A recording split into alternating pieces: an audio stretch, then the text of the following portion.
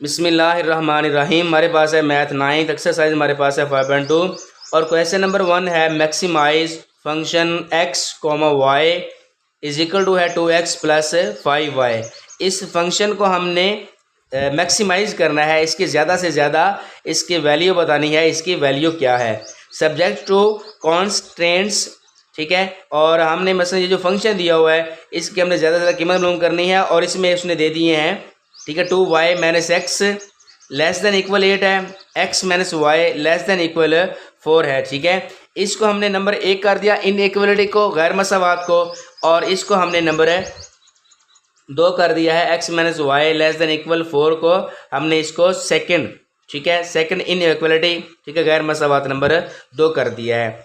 x बड़ा है 0 से, बड़ा है और बराबर है, y बड़ा है और बराबर है 0 के। ठीक है, x greater than equal 0, y greater than equal 0। इसका जो है हमने जाके जिक्र है इसमें ग्राफ में जाके करेंगे और ग्राफ में जाके ये चेक होगा कि x बड़ा है 0 से, y बड़ा है 0 से। ठीक है, इसकी क्या वैल्यू है या इसकी क्या हैसियत है। और अब हमने क्या करना है कि इसकी हमने जो इनइक्वालिटी 1 है इसकी हमने इक्वेशन बना देनी है, कोरेस्पॉन्डिंग इक्वेशन। ठीक है, एसोसिएटेड इक्वेशन बनानी है। और अब हम करेंगे कोरेस्पॉन्डिंग इक्वेशन बाय इनइक्वालिटी 1। ठीक है, इसकी हमारे पास हमने क्या बनाना है, इसकी इक्वेशन 1 बनानी है। और उसी तरह जिस तरह हमने 4.5.1 के 5.1 का क्वेश्चन नंबर जो हमने 4 वाला हल किया था, ठीक है, उसमें भी हमारे पास इनइक्वालिटी थी 2 और दोनों का हमने एक्स और वाई की वैल्यू मालूम कर लेके उसके पॉइंट्स मालूम करके, ठीक है, उसको हमने ग्राफ पे शो किया था। ठीक है, और फिर हमने उसका शेडिंग एरिया भी फाइंड किया था। इसका भी तरीकाकार उसी से मिलता जुलता ही है।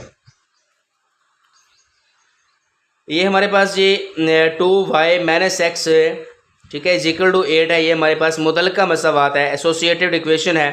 ठीक है, इसमें हमने क्या करना है, इसको हमने एक दफ़ा x 0 पुट करना है और एक दफ़ा हमने y जो है वो 0 पुट करेंगे। ठीक है, तो x की जगह पर हम यहाँ पर 0 लिख रहे हैं, बाकी हमारे पास क्या बचेगा, 2y माइनस 0 इक्वल टू 8 है, 2y इज इक्वल टू 8 है। तो यहाँ पे मल्टीप्लाई हो रहा है, यहाँ पे आके डिवाइड हो जाएगा, इसको कट करेंगे तो ये हमारे पास 4 आ जाएगा। इस तरह से हमारे पास x हम पहले लिखते हैं और y जो है वो हम बाद में लिखते हैं। तो x 0 है, y हमारे पास 4 है, तो इस तरह से हमें ये वाला पॉइंट मिल जाएगा। ठीक है, यहाँ पर हमने क्या किया, y की जगह पे 0 हमने पुट किया तो 0 0 हो गया, minus x is equal to 8 है। ये वाला जो माइनस है ये मल्टीप्लाई होकर माइनस 8 के साथ आ जाएगा। ठीक है, माइनस एक्स से ख़त्म हो जाएगा, 8 के साथ लगा देंगे, ये वाला हो जाएगा माइनस 8। और ये वाला हमारे पास क्या है, y की वैल्यू है, तो y हमारे पास क्या है, 0 है। इस तरह से हमारे पास सेकेंड पॉइंट जो है वो हमें मिल जाएगा।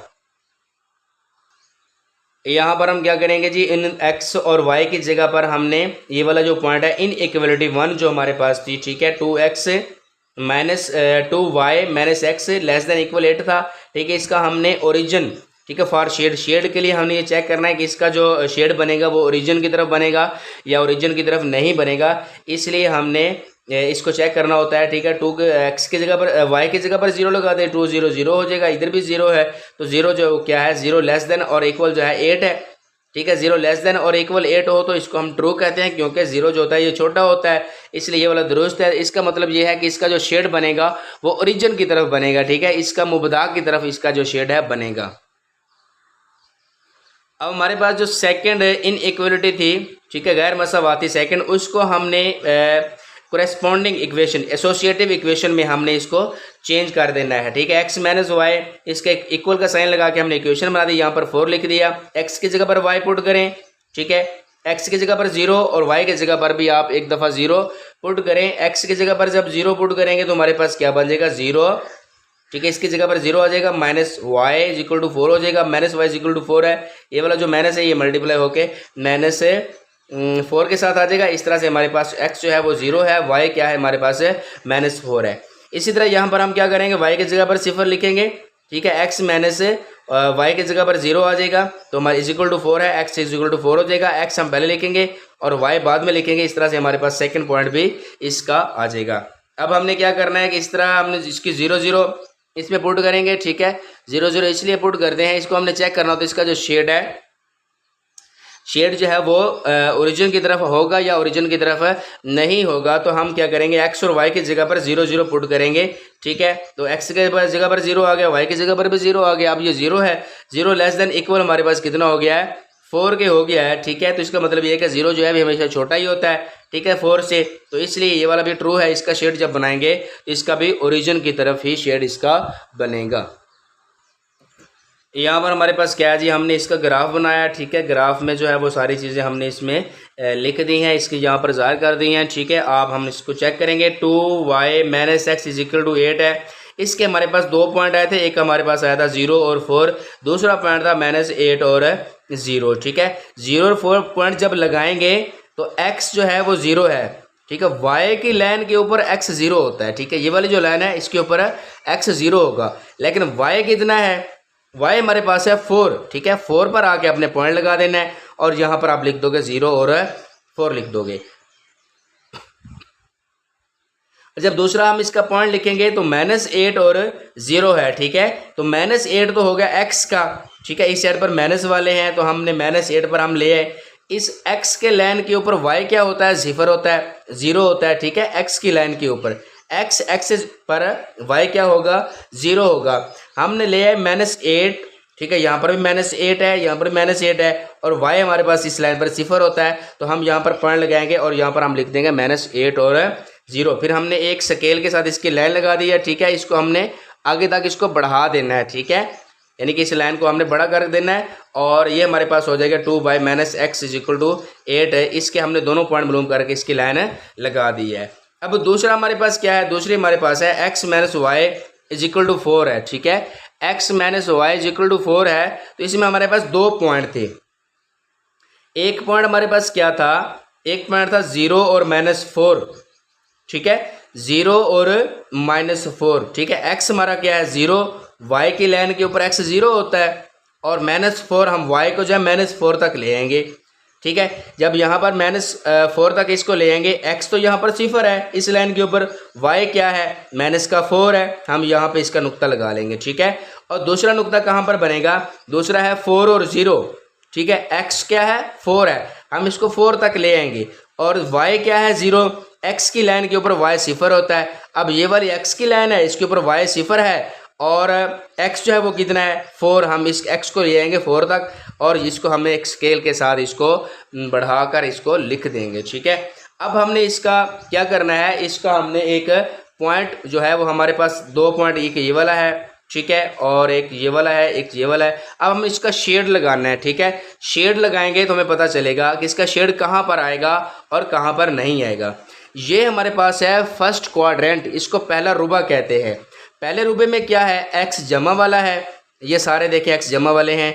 ये हमारे पास क्या है, y जमा के हैं, प्लस के हैं। ठीक है, इस साइड पर y हमारे पास क्या होगा, जमा का आएगा, तो लिहाजा x भी जमा का है, y भी जमा का है। इसको हम फर्स्ट क्वाड्रेंट कहते हैं, पहला रुबा कहते हैं। जब यहाँ पर आएंगे, ठीक है, यहाँ पर क्या है, x हमारे पास माइनस के हैं सारे। ठीक है, x हमेशा पहले लिखेंगे और y क्या है, जमा वाले हैं। ठीक है, x नफ़ी के हो गए, मनफी के हो गए, y जमा के हो गए। ठीक है, मनफी और जमा आ जाए तो इसको हम सेकंड क्वाड्रेंट कहते हैं। ठीक है, दूसरा रुबा कहते हैं। जब यहाँ पे आएंगे, ठीक है, यहाँ पर क्या है, x मनफी का है, x पहले लिखा जाता है और y क्या है, y भी मनफी का है, माइनस का है। ठीक है, y माइनस का है, तो दोनों माइनस के हो गए, इसको हम थर्ड क्वाड्रेंट कहते हैं। ठीक है, जब इसमें आएंगे तो इसमें क्या है, x जमा का है। ठीक है, हम जमा लिख देंगे, y क्या है, माइनस का है, तो यहाँ पर माइनस लिखा जाएगा। तो इस तरह से ये वाला क्या हो जाएगा, फोर्थ क्वाड्रेंट हो जाएगा ये वाला। ठीक है, अब फर्स्ट, सेकंड, थर्ड और फोर्थ ये वाले इसके फिक्स हैं। अब हमें सवाल में उसने दिया था कि x बड़ा है 0 से, यानी x जमा का है, और y भी 0 से बड़ा है, यानी y भी जमा का है। तो लिहाजा जब x भी जमा का हो, y भी जमा का हो, तो ये वाला फर्स्ट क्वाड्रेंट बनता है। और जब हम इसका शेड बनाएंगे, ठीक है, शेड, तो ये वाली जो हमारी पहली फर्स्ट इनइक्वालिटी थी, यानी कि इक्वेशन थी, ठीक है, इसका शेड बनता है ओरिजिन की तरफ, इधर की तरफ बनता है। ठीक है, मरकज़ की तरफ। ठीक है, और इसका शेड भी मरकज़ की तरफ बनता है, ओरिजिन की तरफ बनता है, मुबदा की तरफ बनता है। इसका शेड भी इधर को बनता है और इसका शेड भी इसी साइड पर बनता है। हम ये भी शेड लगा सकते थे, ठीक है ना, ये एरिया हम शेड कर सकते थे, लेकिन हमने इसको शेड भी नहीं किया। इसको भी शेड नहीं किया, इसको भी शेड नहीं किया, सिर्फ इसमें शेड किया है, क्योंकि उसकी शर्त ये है कि एक्स और वाई दोनों जीरो से बड़े हैं, प्लस वाले हैं, ठीक है। तो इसलिए हम सिर्फ इसको शेड कर सकते हैं, इसको शेड नहीं कर सकते, क्योंकि ये वाला हमारे पास क्या हो जाएगा, एक्स जीरो से छोटा हो जाएगा, माइनस में आ जाएगा, यहाँ पर एक्स और वाई दोनों माइनस में आ जाएंगे, यहाँ पर वाई माइनस का आ जाएगा, लिहाजा हम इन तीनों में शेड नहीं कर सकते, ठीक है। यहाँ पर भी शेड नहीं होगा, यहाँ पर भी नहीं, यहाँ पर भी नहीं, सिर्फ इसमें शेड होगा, ठीक है। हमने इन दोनों लाइनों को बढ़ा दिया था, तो हमारे पास ये वाला 16 और 12 जो लिखा हुआ है ये कैसे आया है, ठीक है। या तो आप इसको बढ़ाते जाएं, ठीक है, ये जो क्रॉस लगा हुआ है इसको बढ़ाते जाएं, ठीक है, कहाँ तक बनता है, ठीक है, इसको हम चेक कर लें, ये 16 बनता है, इधर से चेक कर लें 12 बनता है। या फिर इसका दूसरा एक तरीका है, ठीक है, दूसरा तरीका क्या है, वो हम एक इक्वेशन, जो दोनों इक्वेशन हमारे पास थी उसके ज़रिए हम एक्स और वाई की वैल्यू मालूम कर लेते हैं, ठीक है। इसका जो नुक्ता है वो कितना आता है, ठीक है। शेडिंग की समझ आ गई, शेडिंग में हमने सिर्फ इसको शेड क्यों किया है ये मैंने बड़ी अच्छी तरह से आपको समझा दिया है। अब ये वाला नुक्ता हम समझाते हैं और फिर इसके बाद आगे चलेंगे। हमारे पास है जी दो इक्वेशन थी, 2y minus x is equal to 8, इसको हमने थर्ड इक्वेशन कहा था, ठीक है। x minus y is equal to 4 है, इसको हमने फोर्थ इक्वेशन कहा था, ठीक है। इन दोनों को हम क्या करेंगे, बाय एडिंग इक्वेशन 3, ठीक है, एंड 4, ठीक है। मसला 3 और 4 को जमा करने से हमने क्या करना है, 3 और 4 को जमा करना है, ठीक है। माइनस का एक्स हमने पहले लिख लिया है और 2y जो है इसको बाद में लिख दिया, एक तरतीब में आ जाएगा एक्स और वाई की, ठीक है। ये हमने 8 लिखा, बाकी मसला इसी तरह हमने लिखे, तो x के साथ x कट जाएगा, क्योंकि ये वाला माइनस का है, ये वाला जमा का है, ठीक है, ये दोनों कट जाएंगे। इसी तरह यहाँ पर 2y है और यहाँ पर कितना है, माइनस का 1y है, 2y में से 1y माइनस कर देंगे, जो हमारे पास y आ जाएगा, और इन दोनों को प्लस करेंगे तो y की वैल्यू हमारे पास कितनी आ जाएगी, 12 आ जाएगी, ठीक है। और इसी तरह जो है पुट y इन इक्वेशन 3, ठीक है। हमने y जो है ये हमारे पास कितना 12 आ गया, इसको हमने इक्वेशन 3 में पुट कर देना है, ठीक है। y की जगह पर कितना आ गया, 12 आ गया, और माइनस एक्स, ठीक है, minus x is equal to 8, ठीक है। तो 12 2 24 होता है, minus x is equal to 8 24, 8 हम इस साइड पर लेके आएंगे तो माइनस का हो जाएगा, एक्स को जब इस साइड पर लेके आएंगे तो प्लस का हो जाएगा, क्योंकि इक्वल के जो हम दूसरे साइड पर लेके आते हैं तो प्लस वाला माइनस और माइनस वाला प्लस हो जाता है, ठीक है। तो ये हमारे पास कितना बन जाएगा, 24 में शेड निकाल दे 16, एक्स की वैल्यू हमारे पास आ गया 16, इस तरह से एक्स इज इक्वल टू 16 है, एक्स हमारे पास 16 और वाई कितना आ गया है 12, ठीक है। इसी को हमने ग्राफ में वहाँ पर शो किया था कि 16 और 12 जो है एक्स और वाई की वैल्यू जो है वो हमने वहाँ पर दर्ज की थी। अब हमने इसका लिखना है, जिसके जो पॉइंट्स आए थे वो हमारे पास थे 0 0 4 0 0 प्लस 4 16 और 12, ठीक है। शेडिंग एरिए के ना जहाँ पर हमने शेड बनाया था वो 0 0 था, 4 0 0 और 4, और एंड पे हमने फाइंड किया था 16 और 12, ठीक है।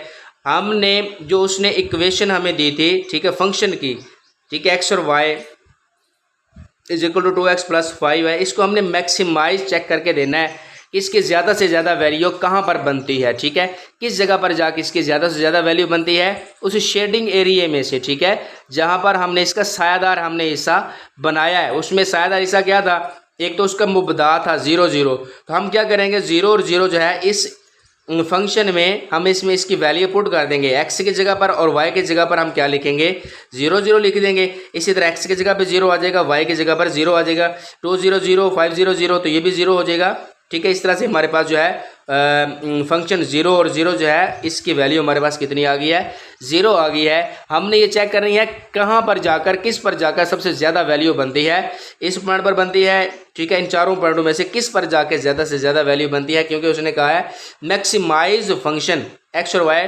2x प्लस वाई, ठीक है। तो अब हमने क्या करना है, जिसकी सेकंड वैल्यू हमारे पास है 4 और 0, ठीक है। 4 और 0 को हम क्या करेंगे, इसी फंक्शन में पुट करेंगे, ठीक है। x की जगह पर हम कितना लिखेंगे 4, और y की जगह पर क्या आ जाएगा 0, x की जगह पर 4 और y की जगह पर 0, 4 2 8 5 0 0, तो ये हमारे पास कितना हो जाएगा 8, ठीक है। ये हमारे पास जो सेकंड पॉइंट है यानी कि 4 और 0, इसकी वैल्यू हमारे पास है, ठीक है, कितनी आ गई है 8 इसी फंक्शन में से, ठीक है। और इसकी थर्ड क्या है 0 और 4, ठीक है, 0 और 4 है, x की जगह पर 0, y की जगह पर 4, ठीक है। ये x की जगह पे 0 आ गया, y की जगह पे 4 आ गया, 2 0 0 5 4 20 हो गया, ठीक है। इस तरह से हमारे पास ये वाला कितना हो जाएगा 20 हो जाएगा, ठीक है। अब इसकी थर्ड वैल्यू क्या है, थर्ड वैल्यू हमारे पास है 16 और 12, ठीक है, 16 और 12। तो 16 हमारे पास क्या है, x, y क्या है 12 है, तो इनकी जगह पर हम 16 और 12 लिखेंगे। एक्स की जगह पे 16, वाई की जगह पर हम कितना लिखेंगे 12, ठीक है। 16 2 ज़ार 32 और 12 5 ज़ार कितना हो गया 60। इन दोनों को प्लस करेंगे तो हमारे पास कितना आता है 92 आता है। तो सबसे ज़्यादा वैल्यू हमारे पास कितनी आई है 92, ठीक है। So the maximum value of function x y 2x + 5y is 16 और 12, ठीक है। 16x का है और y हमारे पास कितना है 12 है। तो सबसे ज़्यादा वैल्यू हमारे पास किसकी आ गई है 16 और 12 की। ये वाला हमने इसको फाइंड करके देना था, ये हमने साबित करके देना था कि किसकी वैल्यू जो है उस शेडिंग एरिया में सायादार में सबसे ज़्यादा उस फंक्शन में आती है। तो ये वाला सवाल हमने कंप्लीट कर दिया।